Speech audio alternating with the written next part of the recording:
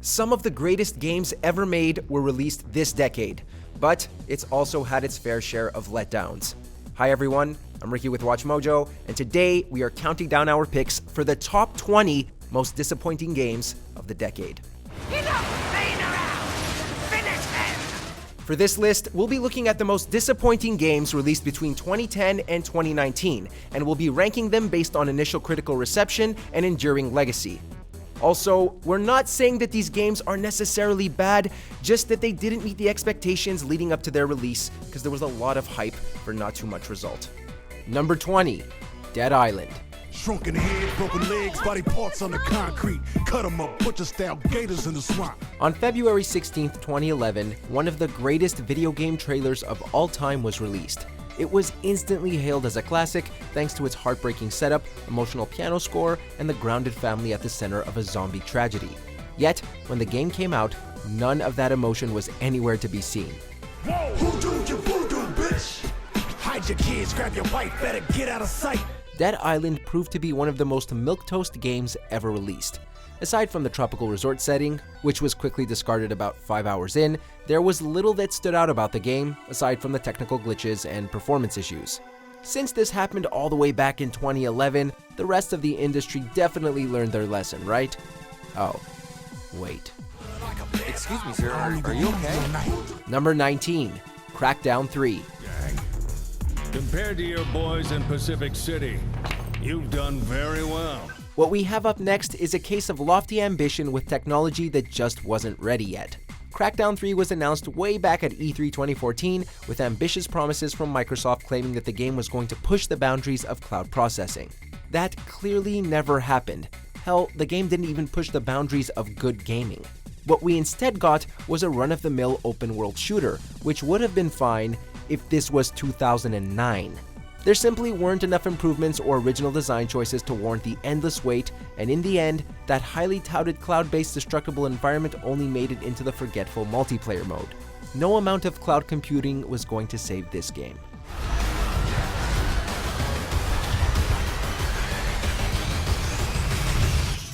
Number 18, The Order 1886.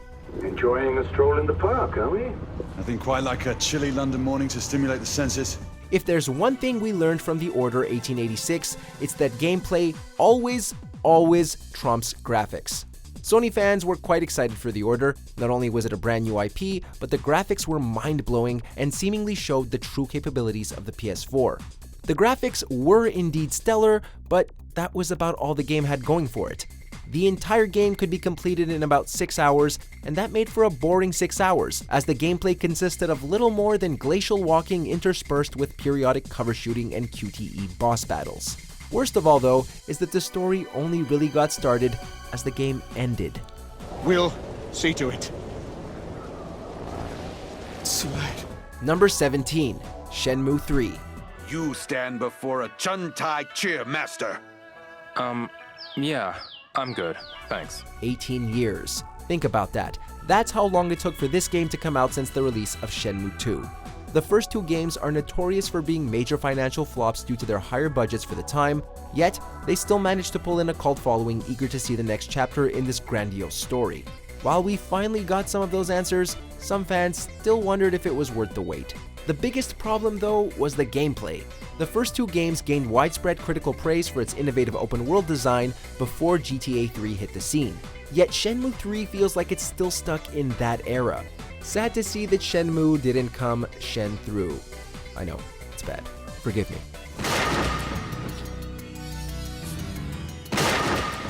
Number 16, No Man's Sky. That battle is taking place, but battles like that are taking place across the universe. First of all, yes, Hello Games has improved this game in many respectable ways, and it's really not as terrible as it was when it first came out, hence why it's only number 16.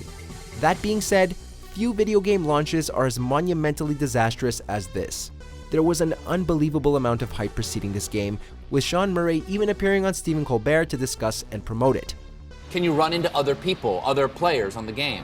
Yes, but the chances of that are incredibly rare, just because of the size of what we're building. Unfortunately, what marred the game's launch was the laundry list of unfulfilled promises made by Sean Murray throughout the marketing period, which all but ruined Murray's public image. As we said, things are better now, but there are some things you just never forget. Number 15. Marvel vs. Capcom Infinite.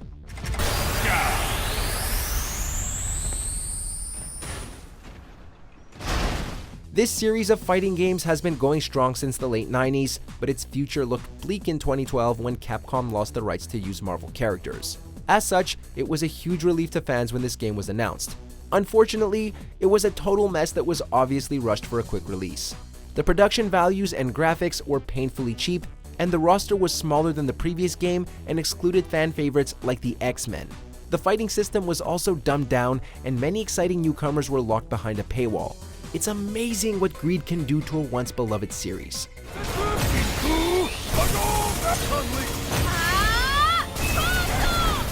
Number 14. Death Stranding. そういう新しいゲーム性を皆さんと共有したかったっていうのがあって、それで作ったので、ジャンル名とかそれがジャンルになるかどうかっていうのはこの後の話で、僕はそこはあまり興味はないですね。Few developers have garnered a devoted and widely renowned reputation as former Metal Gear Solid director Hideo Kojima, and honestly, it was hard not to support him following his controversial split from Konami in 2015. So after years of cryptic yet compelling trailers that promised a whole new gaming genre, Kojima finally got to go full auteur and release his magnum opus, a 40-hour walking simulator. Okay, that's a slight exaggeration, but it's a label that made it one of the most divisive games in history. While some widely praised the game for its unique premise and format, others found it to be absolutely boring. The mixed reception hurt sales too, despite a promising debut week. The game fell off the bestseller charts really quickly. It just goes to show, games need more than just a developer's name to sell. What are you doing here? Trying to stay dry. Same as you. Time falls that up. Number 13. Mighty Number 9. Hey, you, looking at the screen. Let me ask you a question. Do you like awesome things that are awesome? Usually, it's the AAA companies that face the unbridled wrath of disappointed gamers. Not so with Mighty Number 9. This little game funded through Kickstarter promised to be the Mega Man of a new generation, a beautiful and thoughtful throwback to the glory days of 2D platformers. While the initial Kickstarter campaign was highly publicized and popular, numerous delays led to widespread disappointment and accusations of gross mismanagement. And then came the infamous Masterclass trailer, and all hope was lost. Few people actually cared when the game was finally released, but those that did were met with a disappointing game that stomped all over their dreams. Stuff that'll make you faster and stronger and make the bad guys cry like an anime fan on prom night. Number 12. Star Fox Zero. What's it screeching about? Can't you translate, Falco? Slippy, don't make me come over there. If the Wii U wasn't already dead by 2016, then Star Fox Zero effectively put it out of its misery. Once upon a time, Star Fox was among the biggest names in gaming, with Star Fox 64 being particularly acclaimed. Zero was set to be the first original Star Fox game in 10 years, and to be honest, it played exactly like a 10-year-old game. The game rehashed the traditional Star Fox gameplay from the late 90s, which would have been fine within its own fanbase if it weren't for the polarizing, and some would say even broken, motion controls. Despite industry legend Shigeru Miyamoto doing his best to promote the game, even he couldn't save it from being a critical and commercial flop.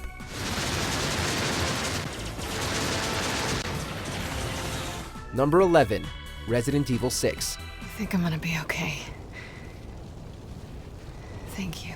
The writing was on the wall. Resident Evil 5 went into a rather surprising and not entirely welcome action direction, but it still retained some of the core horror elements. That mostly changed with 6, which served as the series' most action-packed and bombastic entry to date. While the cast of characters was stellar, the campaigns drastically differed in quality, from Leon's attempt to replicate the horror of the original games, quite poorly, to Chris's cheesy B-movie action spectacle. It was not a direction that Resident Evil fans were interested in. Resident Evil 6 was a game that was trying to please both action and horror fans alike, yet failed to do both. Luckily, Capcom has fully redeemed themselves with Resident Evil 7 and Resident Evil 2 Remake, so all is well. Never thought I'd find Chris Redfield wasting away in a shithole like this. Number 10. Mass Effect 3.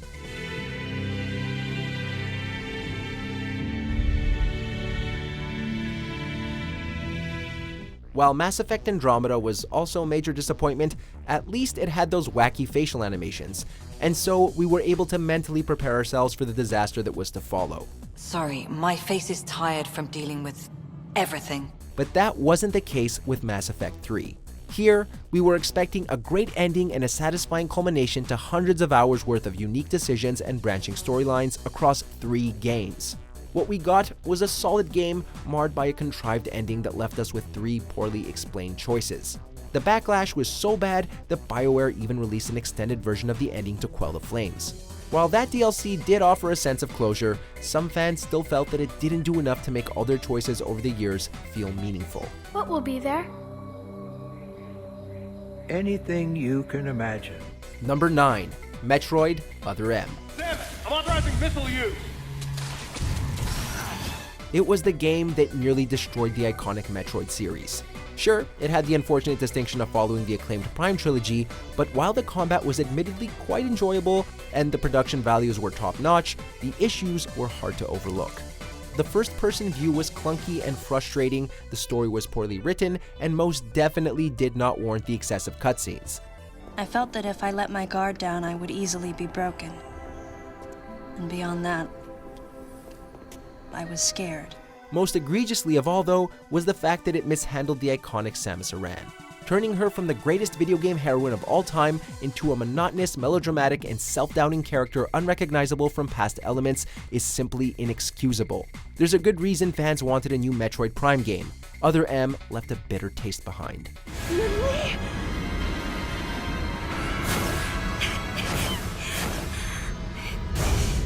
Number 8. SimCity.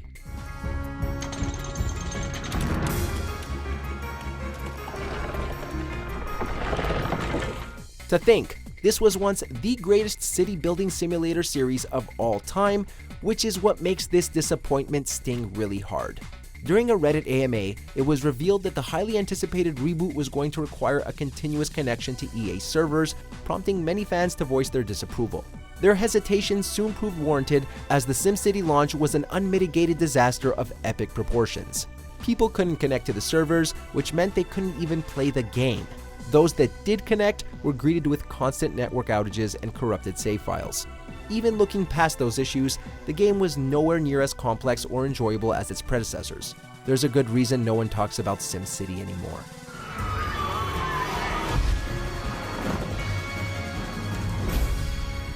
Number 7. Final Fantasy XIII. You alright? I'm out of the sea. Any gamer who grew up in the 90s and 2000s knew that few gaming franchises maintained a level of consistent quality as much as Final Fantasy. Nearly every game in the series since Final Fantasy VI was hailed as a masterpiece, but that legacy could not excuse 13's shortcomings. From an endless amount of linear corridors, a battle system that felt like the game was playing itself, and some of the most unlikable characters in the franchise's history. Upon release, many fans couldn't accept that a Final Fantasy game could suck. Some even coined the infamous backfiring defense, "It gets good after 20 hours." If you still don't know why that statement is absurd, ask the comment section. Face it later. Ciao! Number 6. PlayStation AllStars Battle Royale.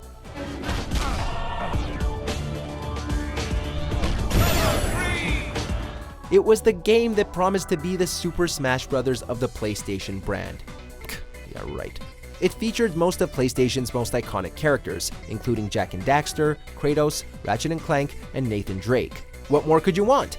Well, notably, there was no Crash Bandicoot or Spyro, yet amazingly, those omissions felt like nitpicks compared to the game's core problems.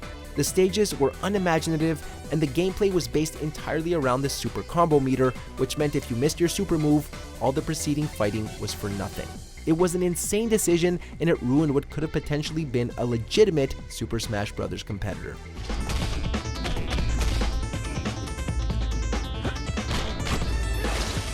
Number 5. Anthem. Just don't blow your lab up. No promises. What's next for you? Study. After Mass Effect 3, BioWare seemed to go from one disappointment to the next. The Dragon Age series went through some rough patches, and Andromeda's disappointment closed BioWare's Montreal studio. And the most frustrating part is that we really wanted these games to succeed. There is potential here. Despite past failings, there was some hype leading up to Anthem's release, primarily due to it being a new BioWare IP. And yet, it proved to be the most disappointing release by BioWare out of all of their titles, and that's thanks to some horrible technical issues and an over-reliance on grinding. A detailed Kotaku article was later released stating that the game's development was rife with mismanagement, indecision, and a generally stressful work atmosphere. For many, this was the last straw for BioWare. This is a good story to tell. People will hear of it. Number 4. Fallout 76. No! Seriously, what the hell is happening to all of our favorite developers? In the last few years, Bethesda has also lost its sense of direction. Fallout 76 had unbelievable potential. A multiplayer game set in the open-world Fallout universe? How could that not be an instant home run? Well, it turned out to be a foul ball, as the game was instantly met with disdain due to its abundant technical issues and hilariously dead open world. And yet, things only seemed to get worse after launch thanks to a number of bizarre and downright surreal controversies that followed. This included a data breach, a tone-deaf yearly subscription that created a class war, and the recall of collector's edition helmets due to health hazards. Now this is what we call a certified PR nightmare. They grow up so fast. Number 3. Star Wars Battlefront II.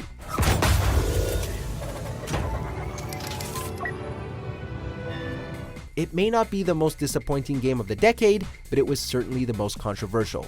It was revealed during the beta that the game would employ a pay-to-win system through what was deemed a, quote, predatory loot box system. EA responded to the criticism with the now infamous pride and accomplishment defense, and things went downhill quickly.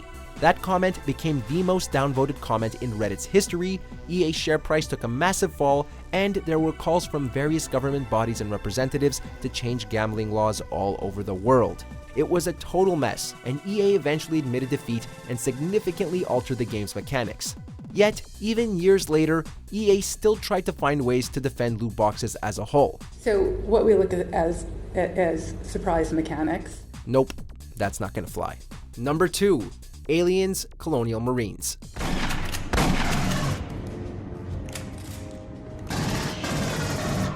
The concept behind this game was quite literally too good to be true. This was going to be a canonical sequel to James Cameron's masterpiece Aliens, and actors Michael Biehn and Lance Henriksen were set to reprise their iconic roles. However, the game suffered a long and arduous development process, complete with outsourcing and, according to Michael Biehn, a general lack of passion from the developers. What resulted was a technical disaster.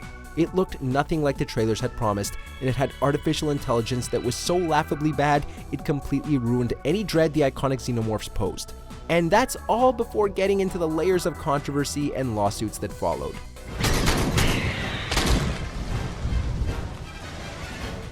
Before we continue, be sure to subscribe to our channel and ring the bell to get notified about our latest videos. You have the option to be notified for occasional videos or all of them. If you're on your phone, make sure to go into your settings and switch on notifications. Number 1. Duke Nukem Forever. I want to grow up to be just like you. Take your pills, vitamins, every day, and you might grow up to be as awesome as me. Wow, thank you, Mr. Nukem. And here it is. Not only the greatest disappointment of the decade, but arguably among the greatest disappointments in, well, forever. It's hard to express just how let down everyone felt with this cheap nonsense. In 1997, 3D Realms began work on a sequel to Duke Nukem 3D, which is easily one of the greatest FPSs of all time. Everyone was expecting a bona fide masterpiece, but when the game got delayed and delayed and delayed, to the point where the publishers and developers changed so many times over the years. Eventually, 15 years had passed, and Gearbox and 2K finally released the game in 2011, and it felt like it was only made in 2 years. The combat was uninspired, the jokes just weren't funny, and the game couldn't decide if it wanted to be a retro or modern shooter. Duke Nukem was once an icon of gaming, but this title forever turned him into a joke. Hey pal, what are you gonna do? Save the world all by yourself? I think one of the worst things about being a gamer is being underwhelmed by a title you were really excited to play. And on that note, I want to thank you guys all for watching. Please drop a comment and let me know which one of these games were most disappointing for you, and I'll see you guys next time.